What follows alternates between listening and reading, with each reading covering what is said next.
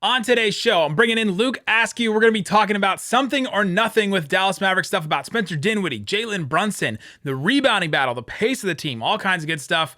But before we do, I have to address the situation with Donnie Nelson. So we'll talk about all that and more on today's Locked On Mavericks. I'm Luka Doncic, and this is Locked On Mavericks podcast. Hey, Dallas Mavericks are NBA champions. Bang! Bang! It's good! And the Mavericks have won the game! If you don't believe, you shouldn't be here. And welcome. You are locked on to the Dallas Mavericks. My name is Nick Angstadt, media member and NBA channel manager for the Locked On Podcast Network. Thanks for making Locked On Mavs your first listen every day. We are free and available on all platforms, including YouTube.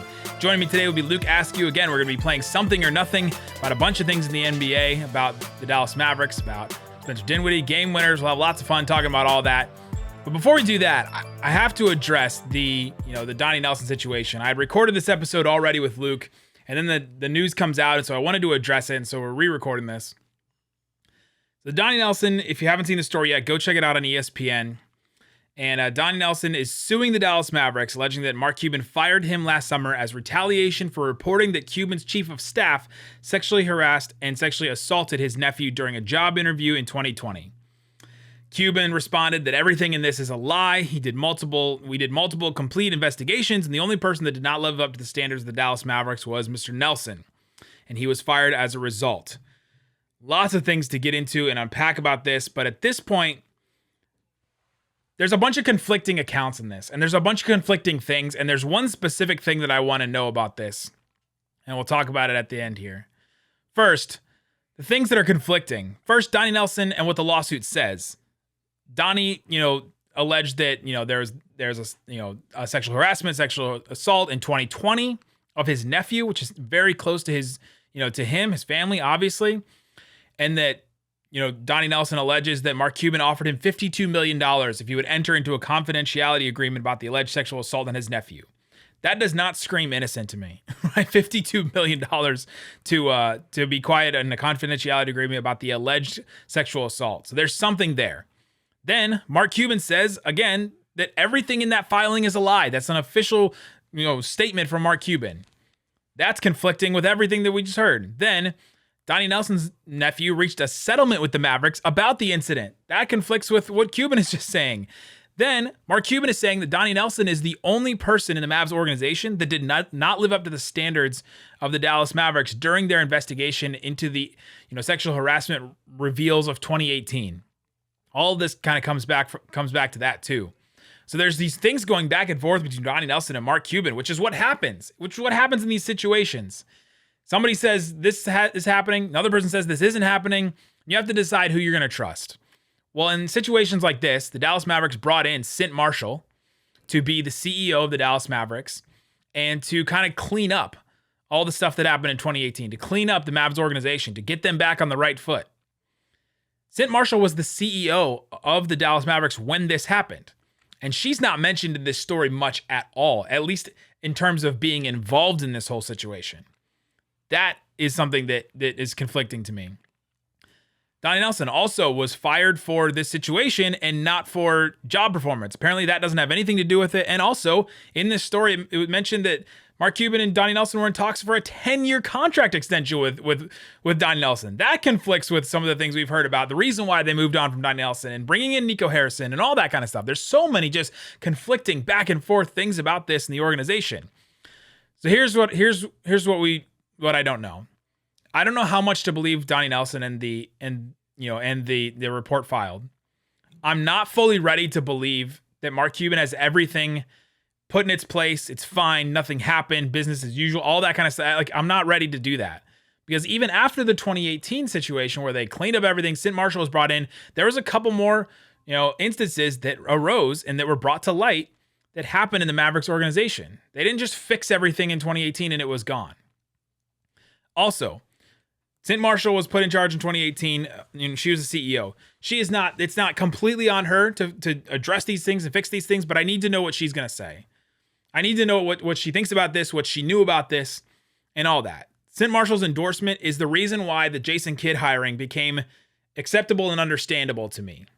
She endorsed him. She said, all right, this is where he is now. He's grown as a person, all that because of his past. Okay, I can agree with that. So now in this situation, I need to know what St. Marshall is going to say about this, what she knew, all that, because until we know more information, that's the thing about these first initial reports is you get only so much information and you have to learn a whole lot more. Until we get more information, that's the thing that I'm waiting for next. And so I'm curious to see what St. Marshall is going to say. I trust her. I trust what she's going to say. And I trust the way she's going to take this organization. And so that's something I'm waiting for until we learn more about the whole Donnie Nelson side versus Mark Cuban side and all that. So that's all we know about this for now. We'll talk about it probably more as more things come up. And until something probably happens, we won't really address this story, I don't think, until something really happens or comes out and all that. So that's what we know for now. Now let's talk to Luke Askew, talk about some basketball, and talk about the actual Dallas Mavericks. All right, now welcome in from Mavs Moneyball, friend of the show, multiple-time guest, Luke Askew. Luke, what a day, what a game last night. Spencer Dinwiddie hitting that game winner. It's incredible. It was fun. I was telling my girlfriend, I was like, I think that like start to finish was one of the most fun games I've seen in a while, just all around from a Mavs perspective and from just a basketball fan perspective. It had a little bit of everything. The end was incredible. It was great. The Mavs had a little bit of everything. We're going to have a little bit of everything because we're going to play a game called Something or Nothing today. We're going to each share 5 things, maybe 5, maybe more, maybe less, depending on how long we talk, and say if it's something or nothing. This is all, basketball related things for the Mavs. I'll start with my first one. Okay, we're talking about the Spencer Dinwiddie shot.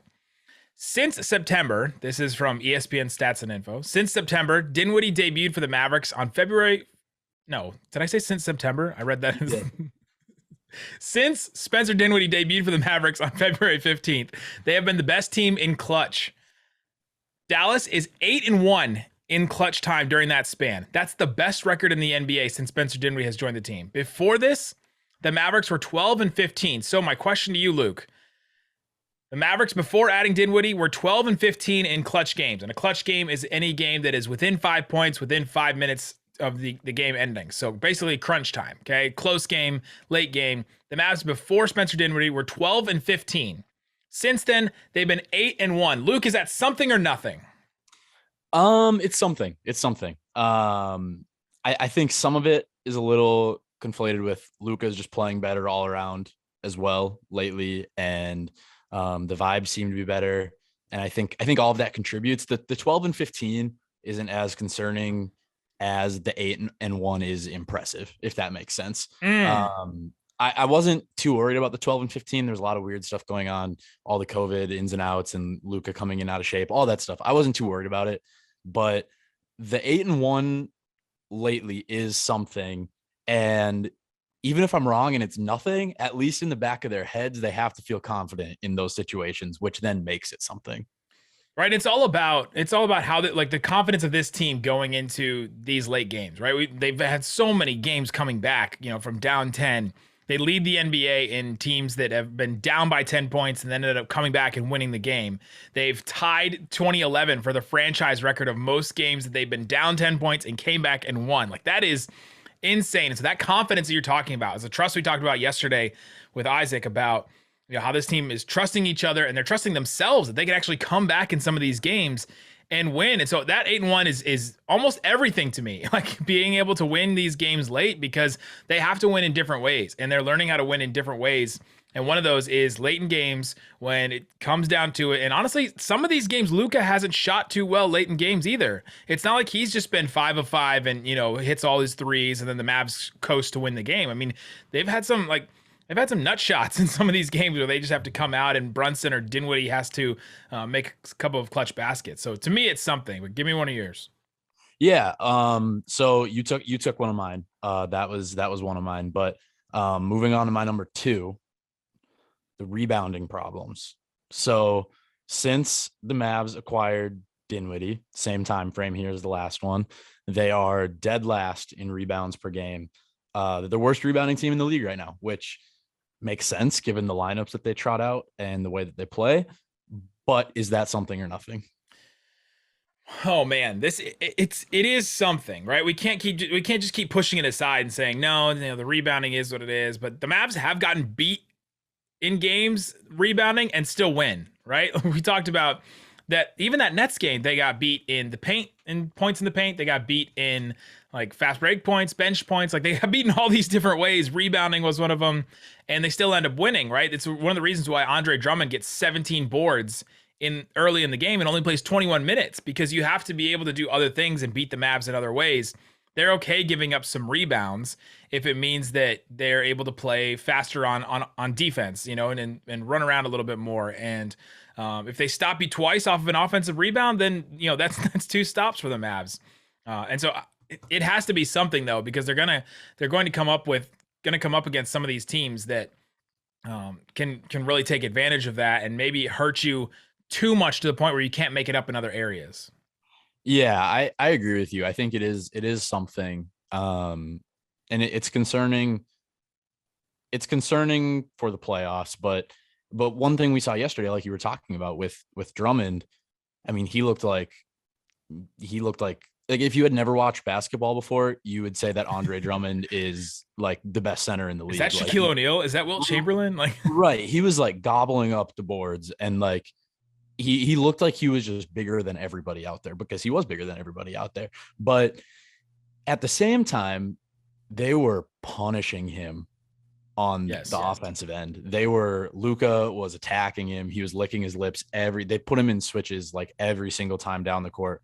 It almost felt like a wash. Like it felt like Luka was going to come down, put Drummond in a switch, score on him, and then the Nets were going to come down, and if they missed, Drummond was probably going to get the rebound. So it was a little bit of a wash, and I think that was kind of a trade-off that they're just fine with. And it worked out yesterday. Like, I think I'm guessing that internally they're looking at the 17 boards in 21 minutes and saying, like, who cares? Luka had 24 at half, and he just like penalized Andre Drummond. So I'm with you. I think it's something, but also there's a little give and take with it. And Drummond was a -10 in the game, right? So the Nets lost those minutes that he was playing in. So it's not like they were out there getting destroyed when he was out there. The other thing is with this rebounding thing is that the Mavs play a really slow pace. They play a really, really slow pace. So if you look at it that way, then all of a sudden, like the Mavericks rebounds per game are not as big of a deal because you're getting less possessions anyway, right? So if you just look at rebounds per game, you have to look at some of these numbers and say, all right, in the context of the Mavs are not even just the slowest team in the NBA, the slowest team in the NBA by like multiple possessions, which is a big gap. And so you start looking at those numbers and you're like, okay, the Mavs can, they can live with that. All right, another one coming up. Let's get into Spencer Dinwiddie again. His game winners. He's now had 2 for the Mavs, and he's up there in the last couple of years for the most game winners. He said when he came in, this is what I do. This is what I did for the Wizards. We'll talk about That's Something or Nothing. I got one on Brunson, and then, of course, I got to have one on Josh Green and his play recently, a stat that you probably won't believe. We'll talk about that coming up. But before we do, let me tell you about Bet Online. Your bracket may be busted already. I thought Gonzaga was going to lose. We're recording while this game is going on. They're up by like 14 right now, but if you're feeling lucky on some of these tournament games, go ahead and head to BetOnline. BetOnline.net remains the best spot for all of your sports scores, podcasts, and news this season. It's not just basketball. BetOnline has you covered and will be your source for sports wagering needs, including live betting, your favorite Vegas casino games. Head to the website today. Use your mobile device to learn more about the trends and actions. Check it out. They have all of the tournament games ready for you. They'll have them right up to date. They probably even have next round by the time you're listening to this. So go check it out. See what's available for you. It's BetOnline, where the game starts. All right, Ben, did I call you Ben? All right, Luke. All right, Luke. I actually had a friend named Ben Askew. That's so weird that I just put your name in for his name. I'm honored. Ben was a good guy. I met him at like a summer camp one year. I'm honored. But all right, Luke, let's get into some more Something or Nothing. All right, Spencer Dinwiddie, game winner again. According to ESPN Stats and Info, although that was Dinwiddie's first career buzzer beater against the Nets, he was no stranger to clutch shots. Dinwiddie has 6 go-ahead field goals in the final 10 seconds over the last 5 seasons. The only player with more, DeMar DeRozan, has 7. That's over the last 5 seasons. Like, you're not just talking about, okay, well, Kawhi's hurt this year, LeBron's team hasn't won, and blah, blah, blah, Curry, you can go make all the excuses you want. Is that something or nothing that Dinwiddie has all these go-ahead shots and kind of game winning like buckets. It's absolutely something. It's a big something. And right now it's a positive something.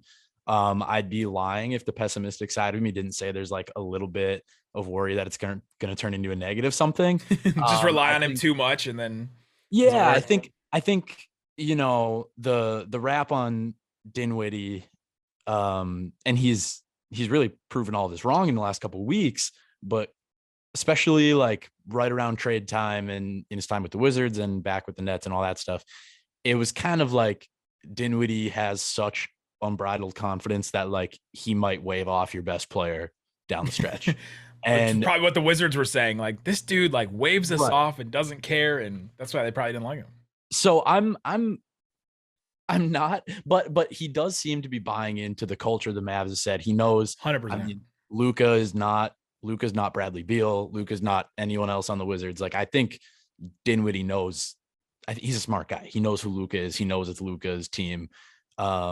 He knows that he's there to be a backup option.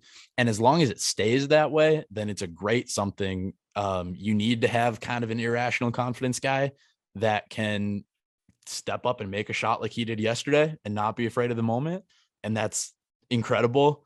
As long as he's not waving off Luka, dribbling, isoing on the side, but I don't think he's going to do that. So as long as it stays how it's been, I think it's a great something.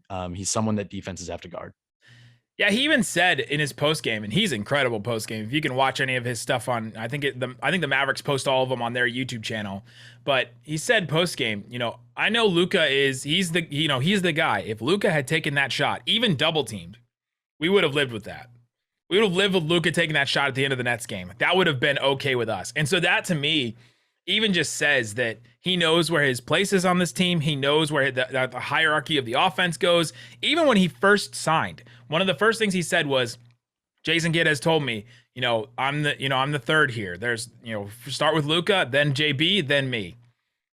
And I kind of wonder if that 2-3 is ever gonna waffle when it comes to Jason Kidd because of how well Dinwiddie has played. But at least in Dinwiddie's mind and what he's been told, what we've been told that he's been told is that he is in line there behind Luka and Brunson. And yeah, if they keep it like that, it's definitely something to me that he just has that confidence in his shot late in the game like that, because it was just, you watch the Phantom Cam video, right? Like the Phantom Cam video of Dinwiddie taking that shot, and it just felt it almost felt robotic, right? It just felt like he caught the ball, he did the hop, then he rose up, Dragic ran over and stopped the pass, and then also got close enough to where he was contesting it, and then Dinwiddie just pulled up like almost perfect form and nails it, right? Like just rose up just high enough so that Dragic wouldn't bother the shot and puts it in. Like there's something to it. There's something to that. He just has that in his, like the ice in his veins, like the D'Angelo Russell, like I got ice in my veins.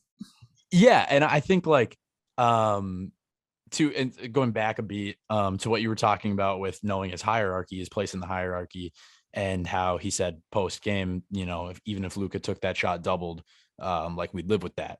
I think he was talking with Cassidy Hubbard on the floor after the game, and he gave Luka all the credit for making the play. He said, that's not even a play that I made. He said, that's a play that Luka made, getting the ball to me.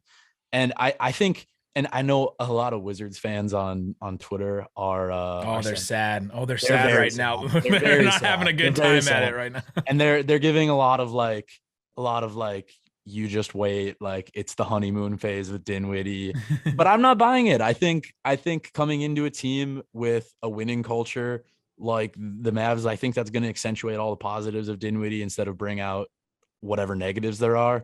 And I mean, I live in DC. The Wizards, not a winning culture. I love how you looked around when you said that too. Like, just make sure Ted Leonsis isn't behind me or any of his goons like trying to send it after me. Like, I just gotta check around me. Yeah, like, I had to make sure there's no fans around here. Like, look, he's not gonna shoot 43% from three the rest of the season either, right? I mean, we have to be a little realistic. He's not gonna hit every game winner. He's not gonna hit every three. It seems like he is at this point. He's shooting better than he has his entire career. He's also playing at the point guard that he's never played with before in Luka and probably Brunson. Like, is Brunson up there with some of the best guys he's played with? It's like Russ, yep. As far as point guards, right? I'm not counting Bradley Beal. He's played with Kyrie, I guess. He didn't play with Durant. And then it's like D'Angelo Russell. Like, that's it. I mean, Luka is obviously the best player he's ever played with, best point guard, best passer he's played with. And so there's something to it for sure. Something about the ice in the veins. Is it going to continue like this and be this? Is it a little of a honeymoon phase? Sure, I guess. But can the honeymoon phase last through June? Like, sure. Like, let's do that. Let's do that, right? All right, give me another one of yours. All right. So I want to continue on the same beat we're talking about right now, but a slightly negative twist. Something or nothing. The final play again. Let's look at it in a different light. How predictable that play was, in the sense that Luka came up, he called for the screen to try to get Claxton. I think it was switched on. Yeah, Maxey comes up. Yep. And Durant knew right away what was going to happen. And so he came over the hard double, left his guy, which was Dinwiddie, and it worked. But so in the moment, like, I love it. It worked. I can be happy about it. But something or nothing, how predictable that was, that Luka was going to come up, go between his legs a few times, look for a switch. A lot of teams that don't have guys like Kevin Durant on them are just going to live with the switch and live with whatever shot Luka gets. In the playoffs, I don't know. The Celtics, the last time he hit that shot. Exactly. And so in that situation, it's fine. But in the playoffs, you're going to be facing guys with a higher basketball IQs like Kevin Durant, who are going to bring that hard double like that. And yes, Dinwiddie made the shot, but down one, is a contested Dinwiddie 3 what we want going forward? So I'm not saying it is, but something or nothing. How do you feel? Yeah, it's something, and here's the something that it is. It's that Kevin Durant is really dang smart and has played in the NBA for a long time. And Dragic is really smart and played in the NBA for a long time. That play could have gone totally differently in a couple of ways. So, yes, Maxey comes up to set the screen on Luka. And then Durant decides to come over and double and trap Luka. They've been doing it all game. Apparently, that can happen to a superstar and you don't have to complain about it afterwards. So apparently that can be a thing. But they've been trapping Luka and trying to double Luka all game. And then Dragic... And I didn't catch this at first. Somebody pointed out to me. I think actually Isaac pointed out to me that Dragic didn't come up and try to just contest the shot with just his arms in the air, right? Like right in front of Dinwiddie. Instead, he cut off the pass. So that Dinwiddie couldn't swing it over to Dorian, because Dorian was wide open in that corner. You can see Dorian's face in the replay. He's just like, his face is just like he's ready to catch that ball and to shoot. And we've seen Dorian hit a game winner, right? And so if not like, if two of those things go differently, maybe Dorian gets that pass, and then all of a sudden he hits maybe the game winner, or he misses the game winner. And I mean, it's a make or miss league. It comes down to, who's gonna hit it. But you either get three things in that play if things go differently. Durant doesn't decide to double, so you get Luka with a game winning, step back. Okay. Yep. I'm okay with that. Dinwiddie getting the shot that he did, or Dorian getting a wide open corner 3, right? Like, so it's one of those three things. I think they had that. And because you have decision makers in Luka and Dinwiddie that can make those quick decisions like that, then you'll live with that play, right? And so the something is that's the decision that's made. And I think the Mavs had other options on that. So I 98% agree with you. Well, what's the 2? Give me the 2. So I think you're right that it's two guys, Durant and Dragic, that read it perfectly, jumped things ahead of time, forced them into a tough shot. Like those are two smart basketball players that have been around for a really long time. And especially Dragic, who knows everything about Luka. But maybe it's this like old fashioned side of me. Part of me hated that we were down 1 and the ball never touched the paint. I know Jason Kidd has gotten to you. The ball. I know. Touch the paint. I know. And gotta touch the paint. As soon as Luka got the switch, I wasn't expecting Durant to come over and double. So I was expecting a Luka step back. Yep. And it's fine. It's fine. It might work. It's awesome if it does. But like Luka's don't tell me he needs the drive. That's not such a conversation his first 2 years. He's just one of the best drivers in the league. And I truly don't care about it in this sense. Like, whether we win or lose that game last night doesn't really affect how I feel about the team. And same with really any regular season game that comes down to the final play like that. Like, it's a make or miss league. Like you said, sometimes they're going to go in, sometimes they're not. But in the playoffs, and maybe Luka doesn't do the same thing in the playoffs, I don't know. I'm just 2% of me. And again, it's only the 2%. It's the devil's advocate 2% part is like, I really would have liked to see him just try to get to the basket because he's so damn good at it. Yeah, I agree. It would have been nice. So that's the fourth option then. It's either Luka takes a step back, Luka drives, Dinwiddie gets the shot, or Dorian gets the shot. Coming up, we got a lot more something or nothing. I got one on Brunson, got one on Josh Green, I got one on Davis Bertans. Ooh.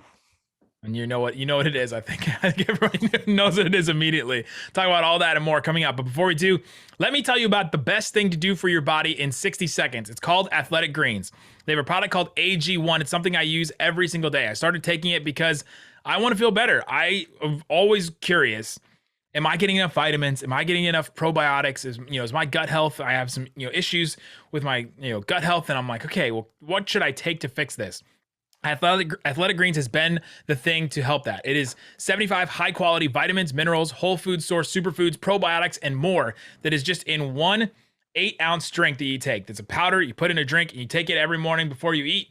And that's it. And that is the best thing that you can do for your body. The guy that started this was dealing with all kinds of issues. And they, you went to doctors and they prescribed into 20 vitamins a day. This dude was spending $100 a day on all these different vitamins that he was taking. And he said, all right, enough with this. This is too much. I'm going to create something. And he did. He created AG1. That's the product from Athletic Greens. And you can get it yourself. Get a free 1-year supply of immune supporting vitamin D and 5 free travel packs with your first purchase. All you have to do is go to athleticgreens.com/NBA network. Again, that's athleticgreens.com/NBA network. Take ownership of your own health. Pick up the ultimate daily nutritional insurance. Get it. It's the AG1 product from Athletic Greens. Also want to tell you about Built Bar. It's a protein bar. It tastes like a candy bar. They're delicious. I try to give the people proof. I ate a Built Bar today. This is the Built Bar Puffs. This is the Churro Puff Bar. Gluten-free, no preservatives, natural flavors, 140 calories, 17 grams of protein, 6 grams of sugar, and a bar covered in 100% chocolate with marshmallow in the middle of it. It's delicious. It's great for you. It's the perfect snack replacement. If I'm sitting there going, man, I just need something between meals. I just need something to get me between breakfast and lunch, something to get me between lunch and dinner. I grab a Built Bar. It helps me out. You can get them too. Go to built.com. Use the promo code LOCKED15. You'll get 15% off your entire order, no matter how many boxes you get. Get the one, the assorted one. You can try a bunch of different flavors or just get one of them. Use the promo code LOCKED15. It's the number 15, LOCKED15. For 15% off at built.com. All right, Luke, let's get into the last of our something or nothing. We're playing the game today, talking about things on the Mavs court. Is it something? Is it nothing? Jalen Brunson, he's had an interesting year, and I feel like we all try to come up with these narratives for Brunson, right? Like, oh, he wants to get paid $20 million. Do we know he wants to get paid $20 million? We know he wants to get paid, but do we know it's that exact number? Brunson wants to be a starter. He has to be a starter. If he's not a starter, he won't stay on the Mavs. Do we know that about Jalen Brunson? There's all kinds of things about him. Beginning of the year, he started out pretty good. Then he ended up starting, right? Porzingis kind of goes out. Tim Hardaway Jr. goes out, and then all of a sudden, he's the starting guard next to Luka. The 32 games that Brunson started in the middle of the season, he averaged 17.4 points, 5.8 assists, and he shot 50, 38, 84. So he was scoring better than he ever had. He was assisting almost 6 assists per game, which was the big thing that a lot of us were asking him to do, is to take a step up as a playmaker, and he was shooting the ball incredibly well. Now you bring in Spencer Dinwiddie. All of a sudden, he's playing with not just a secondary ball handler, he's playing with a tertiary ball handler and playing some minutes, playing less time on the ball because he's sharing the ball with them. In the 10 games that Brunson has played since Dinwiddie was added, he's averaging just about 16 points a game, 4 assists a game, and shooting 50% from 3 and 94% from the free throw line. Luke, all that. Jalen Brunson's stats, something or nothing. The drop in assists, obviously the drop in points, the drop in assists, but also he brought his 3-point percentage up a lot since then. I'm going. That's tough. I'm going to go. You can pick and choose the stats. Yeah, I think so. I don't know. Like I'm almost at a loss for words with it because I think it can go a lot of different ways. I think Dinwiddie's brought out a lot of good things in Brunson. I think the 3-guard lineup has overall been relatively promising, and his efficiency's gone up. I'm not worried about the lack in scoring, or the dip in scoring. It takes it takes time to figure these things out, and like those things, they wax and wane. Really, I'm more focused on like the eye test with him. Yeah. And he still looks good.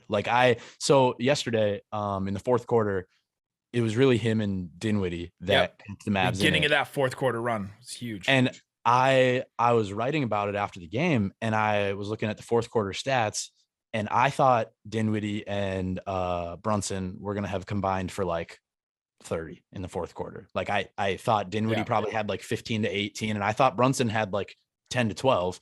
Brunson only had, I think, 6, and it was just 3 layups. But those 3 layups felt so big at the time that it felt like he was unstoppable. And I had one of my friends texted me, not a Mavs fan, just said like, Brunson is so like just crafty around the rim. And it's those moments that I care about. So I don't care about his stats as much. The efficiency going up is nice to see, especially from 3. I wish he'd shoot more 3s. And that's a shout out to my man Kirk, editor-in-chief at Mavs Moneyball, a corner that he is. I don't know if we're allowed to do that on this podcast. It's a corner that he has planted his flag in.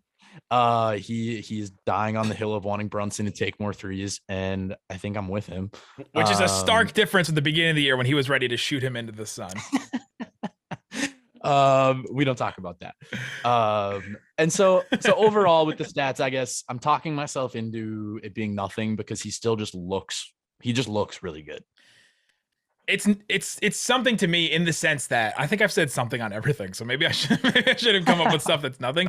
It's something in that I think I have personally contributed to this narrative that Brunson has just struggled since Dinwiddie has been added. But I mean, he's had a 19-point game, a 23, a 22, a 23, and an 18-point game. Like he's just had he's had 3 8-point games, a 14-point, and 2 14-point games. Like that's it. Like he's just had a couple of down games. It's just such a small sample size that they stand out. And they came against like that Knicks game. That one just looked really bad. That Jazz game, that one looked really, really bad, right? And even that Warriors game that they won, he just didn't stand out in that win. And so you look at some of those games, and you're like, okay, well, overall, he's only down 2 points. And he's only down 2 assists. You'd expect him to be down 2 assists. He doesn't have the ball in his hands as much, right? So to me, it's something in that I should be, specifically me and probably others, saying that, like, not saying that he's struggling as much as I'm saying, right? Like, I think that's what it is. And so, yeah, I'm curious to see how he does the rest of the season. But and then into the playoffs, that's the big test for him. Always has been. But he's been just as good. And to me, it really does come down to like, despite those games where he's had a couple drop-offs where it's kind of like, where is he? In the moments that matter, I still trust him when he has the ball in his hands. I still feel good when the ball is in his hands, when he's trying to make a play. Yes. That feeling that you get as a fan, like where you're not consciously like putting a thought into it, but you can kind of just either feel like your heart tighten up a little bit or you feel loose when someone has the ball. Yeah. The no, yes, or just the yes. Right? Yeah. Like I just feel good when Jalen has the ball. Like sometimes it works, sometimes it doesn't, but he hasn't done anything to shift that feeling for me in any negative way. All right, give me another one. All right, how many more am I allowed to do? As many as you want, but we got to go fast.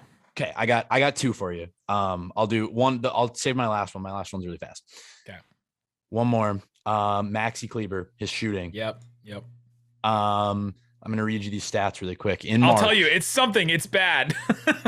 In March, it's looking a lot like my intramural stats.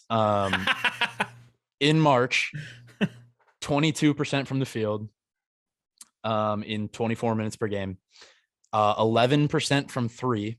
He's only made 2. 50% from the free throw line.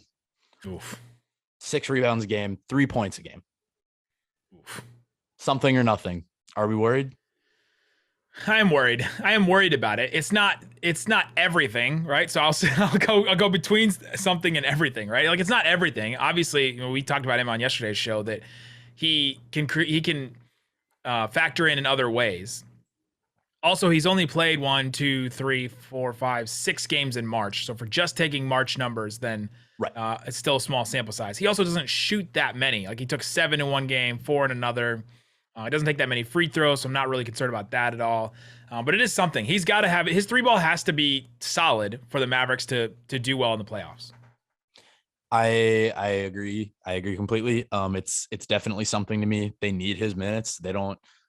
They can't afford to just like put him on the bench for really long periods of times. Like they need him. He's their second best defender.